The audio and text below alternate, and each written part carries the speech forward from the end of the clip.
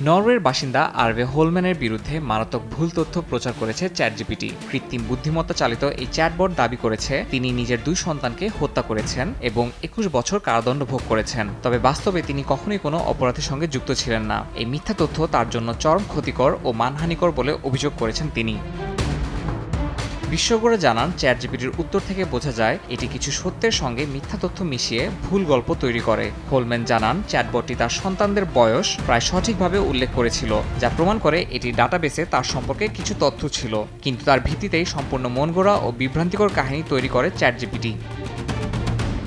Digital অধিকার সংস্থা নয়ব এই ঘটনার তদন্ত দাবি করেছে এবং ওপেনএআই এর বিরুদ্ধে অভিযোগ দায়ের করেছে। তাদের মতে এআই মডেলগুলো ব্যক্তিগত তথ্য ব্যবহারের ক্ষেত্রে গোপনীয়তা লঙ্ঘন করেছে এবং ভুল তথ্য প্রচার করেছে। শুধু হোলম্যান নয়, চ্যাটজিপিটি আরও অনেক ক্ষেত্রে ভিন্ন ভিন্ন ভুল তথ্য তৈরি করেছে, যা ইউরোপীয় ডাটা সুরক্ষা নীতির লঙ্ঘন। এআই এর হ্যালুসিনেশন সমস্যার কারণে ক্রমাগত এমন ভুল তথ্য তৈরি হচ্ছে।